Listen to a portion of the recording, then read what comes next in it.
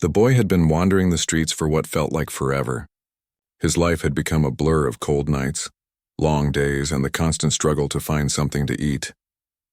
At just 16 years old, he was already carrying the kind of pain and hardship most people couldn't imagine. He had no warm bed to return to, no family waiting for him, and no place he could truly call home. He had run away months ago, escaping a house filled with shouting and fear where every day felt like a fight to survive. On the streets, life was still hard, but at least the blows he endured came from hunger and loneliness, not from the people who were supposed to care for him. Every morning, he would wake up on a torn piece of cardboard in an abandoned building, or sometimes under the shelter of a bridge. The world passed him by without noticing, cars rushing, people hurrying to their jobs, students laughing on their way to school. He sat in the background, invisible to most, watching life move forward while he stayed stuck. His clothes were worn thin, his shoes had holes that let the cold air bite at his toes, and his hair was messy from weeks without a proper wash. Despite it all, he tried to keep his spirit alive. Deep down, he still hoped that one day things would change. Food was always the biggest struggle. Some days he searched trash cans behind restaurants, praying to find leftover sandwiches or half-eaten slices of pizza. Other times he relied on soup kitchens that opened their doors for an hour or two, serving warm meals to people like him. He had learned how to ignore the stares, the whispers, and the way some people clutched their bags tighter when he walked past. What hurt the most wasn't the hunger or the cold. It was the way the world treated him as if he didn't exist. Yet even in the middle of his struggles, he wasn't bitter. He had a gentle heart, and when he saw other homeless people struggling even more than him, he sometimes shared the little he had. One evening, he split a piece of stale bread with an old man shivering on the sidewalk. On another day, he gave away the only blanket he had to a woman trying to keep her child warm. Acts like these left him colder and hungrier, but they gave him a sense of purpose. He knew what it was like to feel unwanted, and he didn't want others to feel that pain if he could help it. The nights were the hardest. The city grew quieter, and with the silence came thoughts he tried to push away. Memories of his home haunted him, the times he had prayed for things to get better, the times he had tried to stay strong. But each time he thought about going back, he remembered the shouting, the slammed doors, the fists hitting the table, and the feeling of being unwanted in his own house. So he stayed away. It was safer on the streets, even if it meant sleeping in the freezing cold. On one particular night, the air felt sharper than usual. Winter was creeping in, and he pulled his thin jacket tighter around himself as he walked down an alley, looking for a spot to rest. The streetlights flickered weakly, casting shadows on the cracked pavement. He had managed to eat a piece of bread earlier that day, but his stomach still ached with hunger. He rubbed his hands together, trying to keep the blood flowing, and breathed out small clouds of mist in the cold night air. As he passed by a row of dumpsters, he stopped. At first he thought he had imagined it, but then he heard it again, a faint, high-pitched sound. It was soft, almost lost in the hum of the city, but it tugged at his attention. He froze, listening closely. The sound came again, clearer this time. It wasn't the noise of a cat or a stray dog. It was the sound of a baby crying. For a moment, he didn't move. His heart pounded as he turned toward the dumpster, the sound growing louder with each step. He approached slowly, unsure of what he would find. The crying grew sharper, desperate, echoing in the quiet alley. He reached the dumpster and hesitated. His hands shook slightly as he lifted the lid. Inside, under a pile of trash bags, something moved. He pulled one of the bags aside and his breath caught in his throat. There, wrapped in a dirty piece of cloth, was a tiny baby. The baby's face was red from crying, its tiny fists clenched as it let out weak, trembling wails. The boy's eyes widened in shock. He had seen many hard things in his short life, but never anything like this. For a second, he couldn't believe it was real. A baby, left here in the trash, struggling to breathe. His instincts took over. Carefully, with trembling hands, he reached down and lifted the small bundle out of the dumpster.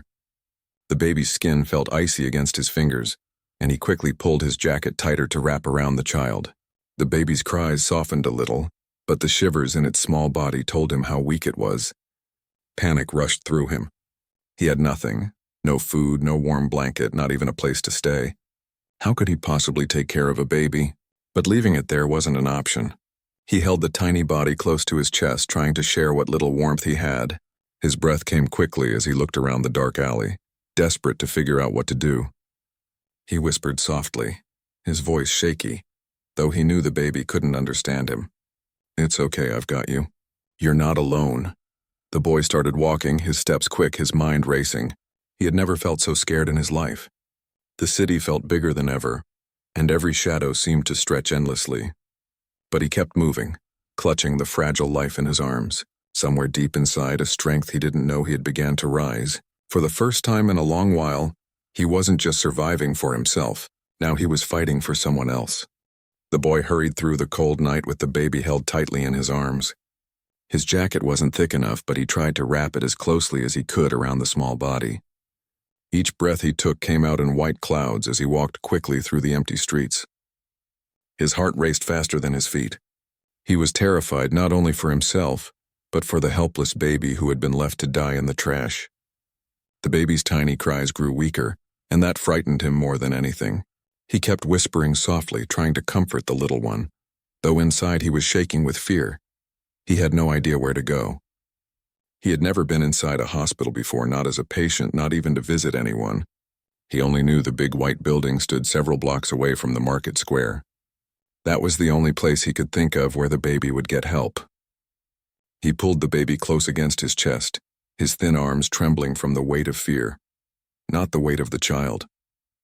The thought kept echoing in his mind, what if he was too late? The street seemed longer than ever. Every step felt heavy, every corner darker than the last. A few cars passed now and then, their headlights sweeping over him like searchlights. He thought about waving for help, but the fear of being ignored or yelled at stopped him.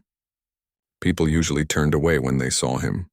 They saw only a homeless boy, someone they didn't want near them. He didn't have the courage to trust that this time would be different. As he reached the end of the block, the baby's cry weakened again, turning into a faint whimper. His chest tightened. He looked down at the baby's face, pale and tired, the small fists no longer waving as strongly as before. "Stay with me," he whispered desperately, his voice cracking. He quickened his pace, ignoring the pain in his feet as the holes in his shoes let in the icy water from puddles on the ground. He didn't care about his own discomfort anymore. The only thing that mattered was getting the baby to safety. The hospital lights finally came into view in the distance. Relief rushed through him, but fear followed right behind. What if they didn't believe his story?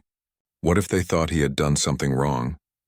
He shook the thoughts away and kept walking faster. As he approached the hospital entrance, the glass doors slid open with a mechanical sound, and the warmth of the inside air hit his face. He stepped in quickly, clutching the baby tightly, his eyes darting around nervously. The reception desk was just ahead. A nurse behind the counter looked up at him, her expression changing quickly from distraction to alarm when she saw what he was carrying. His hair was messy, his clothes torn, and his shoes dripping water onto the clean floor. But none of that mattered now. His voice came out shaky as he pleaded, "Please help. The baby. It was in the trash. Please do something." For a moment, the nurse just stared at him as though she wasn't sure what she was hearing. Then she rushed out from behind the desk and called for help. Another nurse appeared, followed by a doctor who quickly leaned over to check the baby. The boy's heart pounded as he watched them. He wanted to hold on to the baby, afraid to let go, but the doctor's firm voice said, "Give the child to me now." He hesitated only a second before carefully handing over the fragile bundle. The baby's cries were almost gone now, just soft gasps as the doctor hurried away with the nurses. The boy stood frozen, his arms suddenly empty, his jacket falling loosely around him. He felt a rush of panic and relief at the same time. Relief that the baby was in safe hands, and panic at the thought that he couldn't do anything more. One of the nurses turned to him. "Where did you find the baby?" she asked quickly, her tone firm but not unkind. His throat felt dry, and for a moment no words came out. Then he swallowed and said softly, "In a dumpster, in the alley near the old bakery. I heard crying. I couldn't leave it there." His voice cracked on the last words, and he looked down at the floor, afraid of the judgment in her eyes. The nurse studied him for a moment, then nodded. "Wait here," she said before hurrying after the others. He was left standing in the bright hospital lobby, surrounded by clean walls and shining floors that felt like another world compared to the streets he lived on. People passing by looked at him curiously, some with pity, others with suspicion. He shifted uncomfortably, wishing he could disappear. Minutes felt like hours. He sat on a bench near the wall, his hands still trembling, his jacket pulled tight around him though he no longer carried the baby.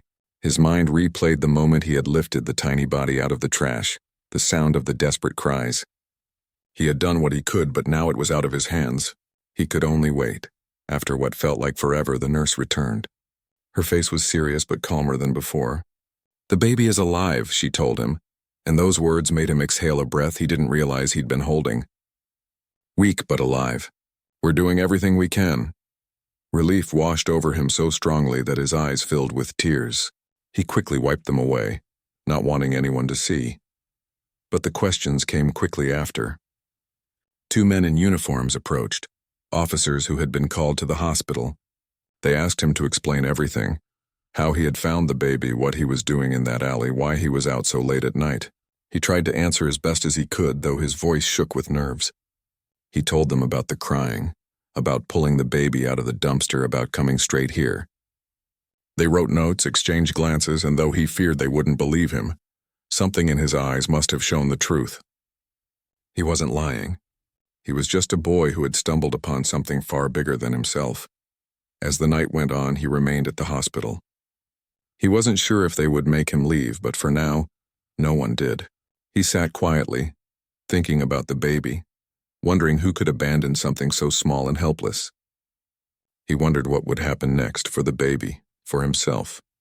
He didn't have any answers, only questions that grew heavier with every passing moment. But one thing was clear in his heart. He couldn't forget the tiny life he had carried out of the trash. That moment had changed something deep inside him forever. The boy stayed in the hospital waiting area long after the baby had been taken away by the doctors. His body was tired, but his mind refused to rest. Every time he closed his eyes, he saw the fragile baby shivering in that cold dumpster, its cries slowly fading. The thought of what could have happened if he hadn't passed by filled him with a deep chill. He didn't want to imagine it, yet the picture wouldn't leave his head. He had saved the child's life, but fear kept pressing on his chest. What if the baby still didn't make it?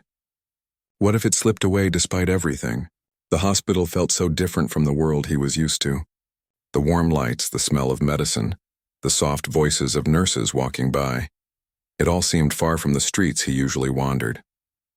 He sat curled up on the bench, his jacket pulled tightly around him, watching people come and go. Families waited for loved ones. Doctors hurried down halls. Children held their parents' hands. He had no one to hold his. He was used to being invisible, but tonight was different. People kept glancing at him, some with curiosity, others with suspicion. He kept his head down, not wanting to draw more attention.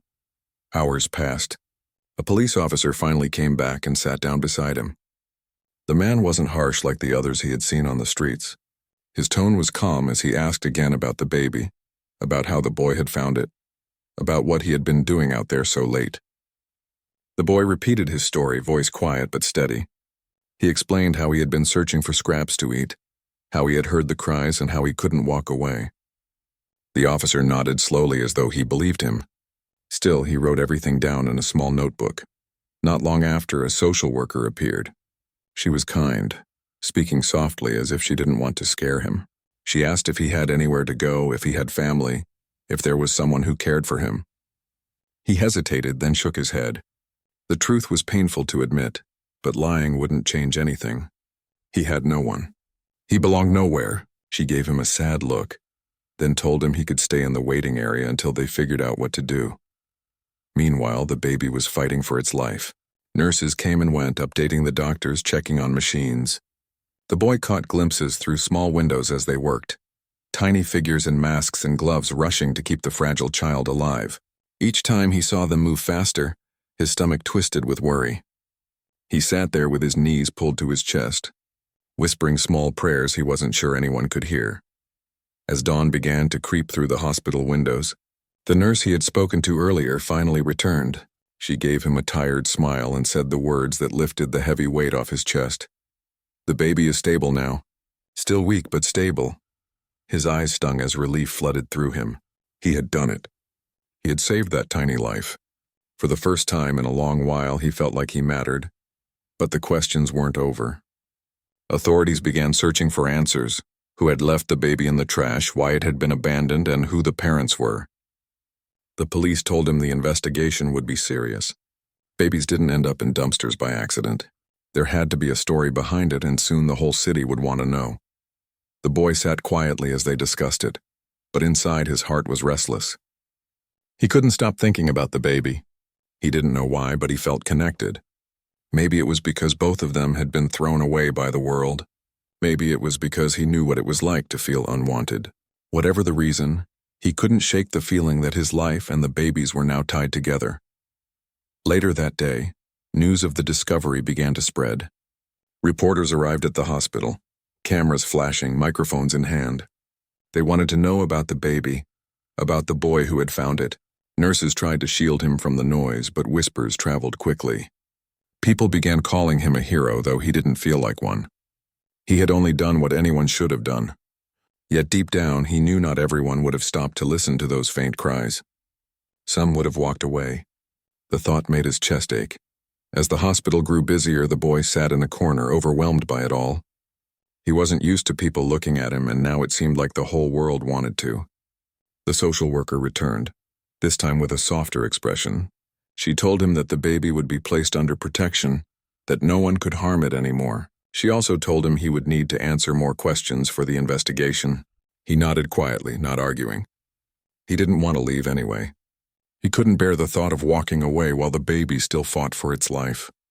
That night, when the halls grew quieter again, he sat alone on the bench, staring at the closed doors where the baby lay inside.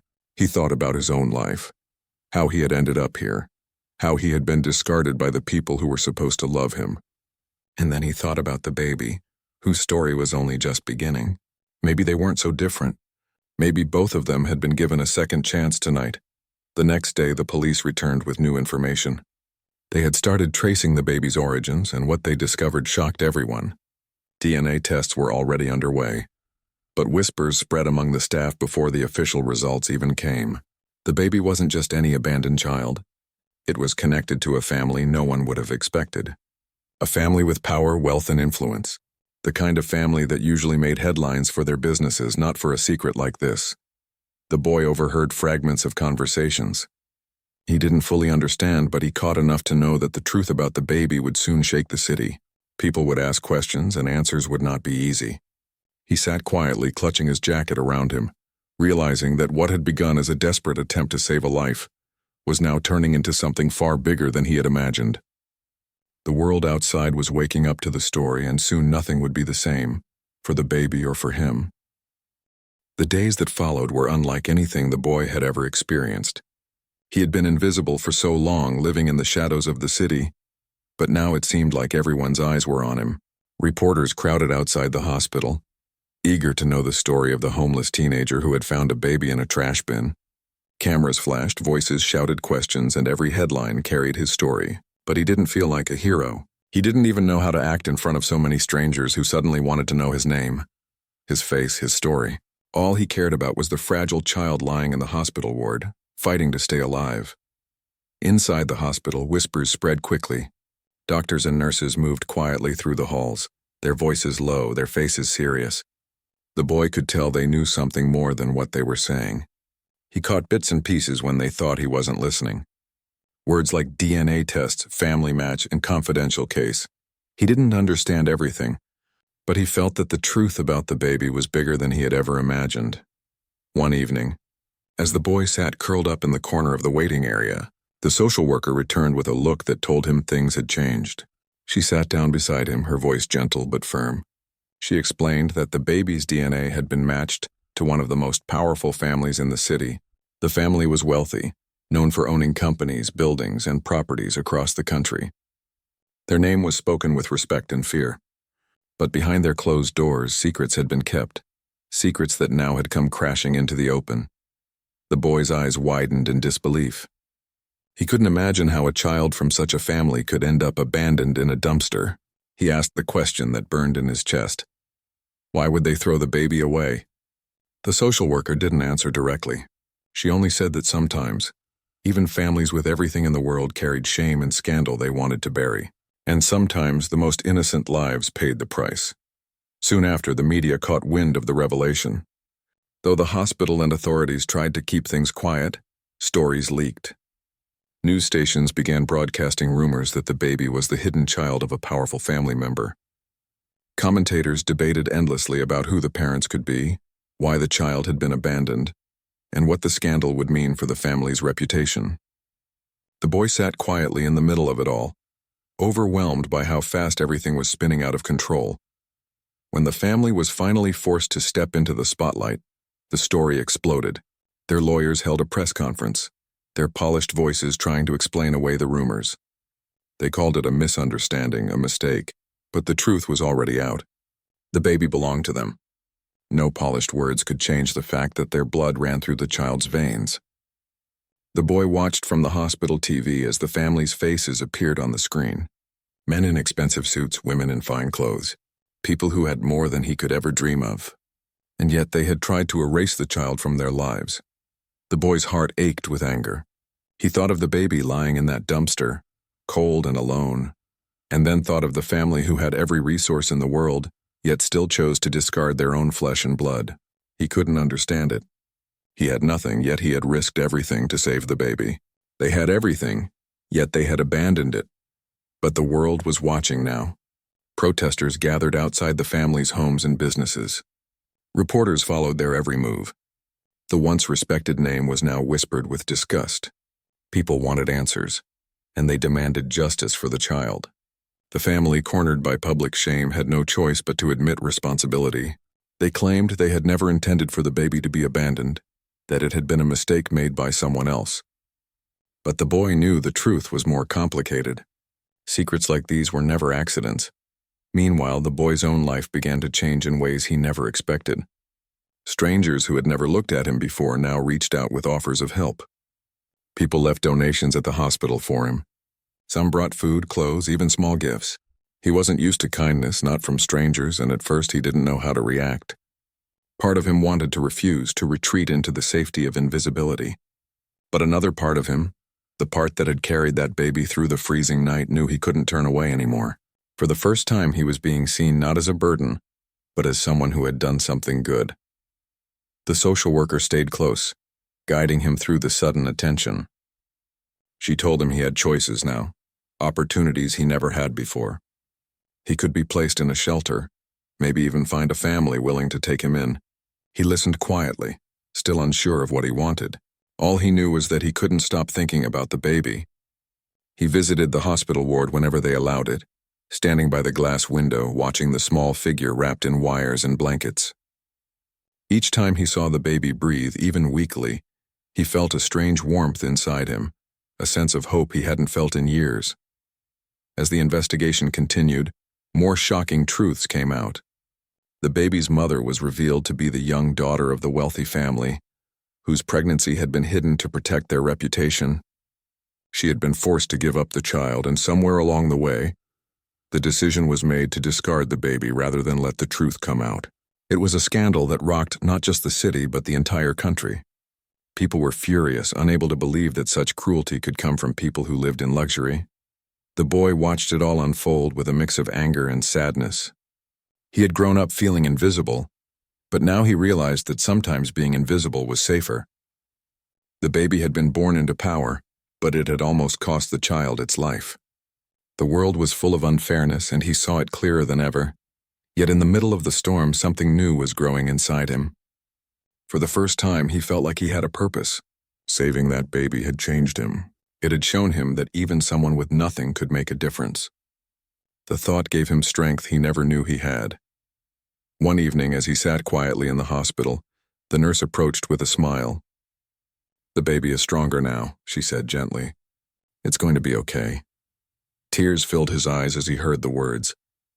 The baby had survived. Against all odds, it had lived. He leaned back against the wall, closing his eyes, letting the relief wash over him. He whispered softly to himself, "You made it." But he knew this was only the beginning. The world was waiting to see what would happen next. The powerful family was facing shame, the baby was safe in the hospital, and his own life was no longer hidden in the shadows. The path ahead was uncertain, but one thing was clear. Nothing would ever be the same again, for him, for the baby, or for the world that now knew their story. The baby's survival brought light into the boy's life. But it also brought questions he had never thought he would face. The hospital no longer felt like just a safe building. It had turned into the center of a storm.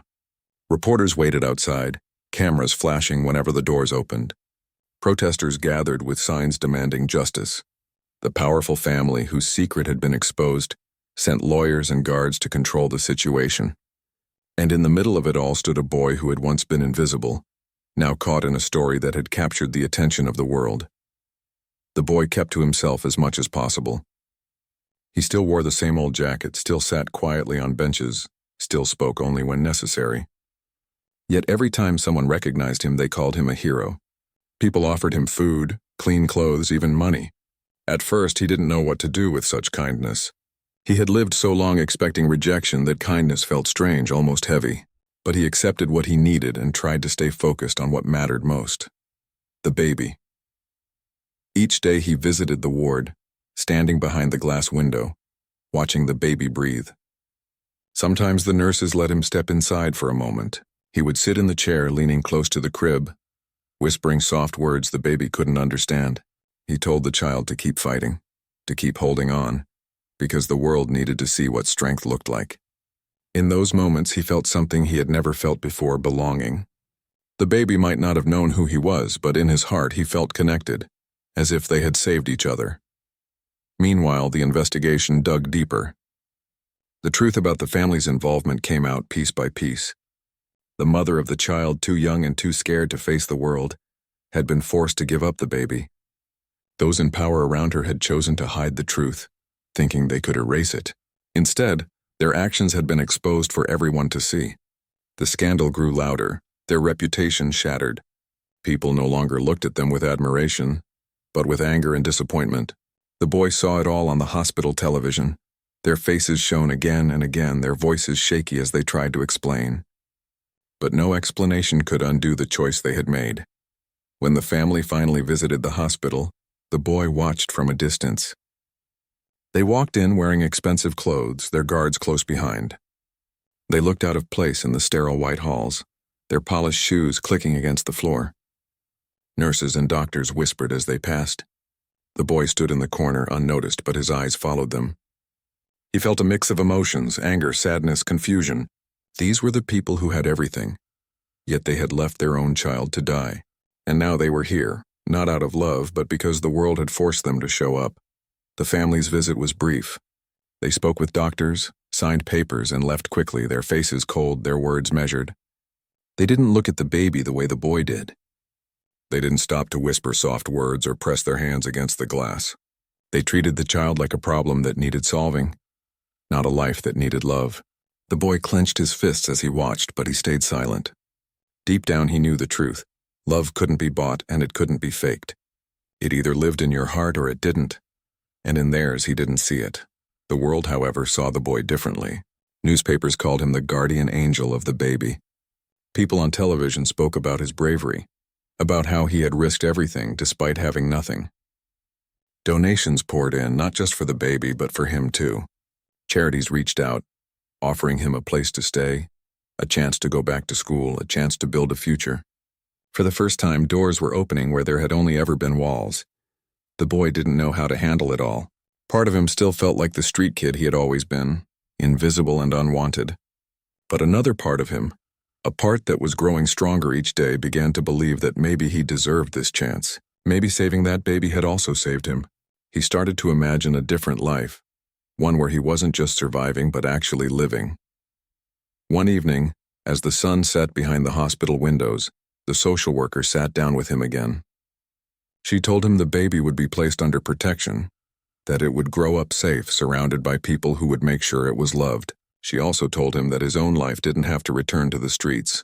He could go to a shelter, receive care, and maybe even find a family who wanted him. Her words filled him with emotions he didn't know how to explain. Fear, hope, doubt, and relief all mixed together. He looked at her quietly, then asked a question he had been carrying in his heart. "Can I see the baby again? Just one more time?" She smiled softly and nodded. The boy walked slowly into the ward, guided by the nurse. The room was quiet, the machines beeping gently, the baby sleeping peacefully in its crib. He stepped closer, his eyes soft, his heart heavy. He leaned forward, whispering softly, "You're going to be okay now. You'll grow up strong. You'll have a chance I never had. Don't forget that you are loved. Even if the world tried to throw you away, you are loved." His eyes watered and he quickly wiped the tears away. He stood there for a moment longer, memorizing the sight of the small figure wrapped in blankets.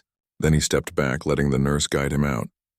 It felt like saying goodbye, but also like a promise that their story would always live in him. Days later, the boy was moved to a shelter. It wasn't a home not yet, but it was warm. He had a bed, food, and people who checked in on him. It felt strange at first, sleeping under a roof, eating meals without having to beg or dig for scraps. But slowly he began to adjust. He even started classes with other kids, learning again after so many years away from school. It wasn't easy, but it was a start. The baby remained in the hospital until it grew stronger, then was placed in safe care. The world kept following the story, but over time the cameras moved on to other news. The scandal faded from headlines, though people still remembered the boy who had saved a life from the trash. For him, the memory never faded. Each night before he slept, he thought of the baby, and each morning when he woke, he reminded himself that he wasn't invisible anymore. Months passed, and the boy began to grow into a new life. He was no longer just the homeless teenager who wandered the streets. He was the boy who had listened when the world turned its back. He was the boy who had carried hope in his arms through the freezing night. He was the boy who had proved that compassion didn't depend on wealth or power. It came from the heart. And though he didn't know what the future held, he carried a quiet strength inside him. The baby's survival was proof that even in the darkest places, light could be found. And in saving that child, he had discovered something even greater. A reason to believe in himself, a reason to hope, and a reason to keep moving forward. Their lives had been tied together by chance, by one night in a cold alley. But that chance had changed everything. The boy found belonging and the baby found life. And the world, for once, had listened. Not to power, not to money, but to the courage of someone who had nothing but a heart full of kindness.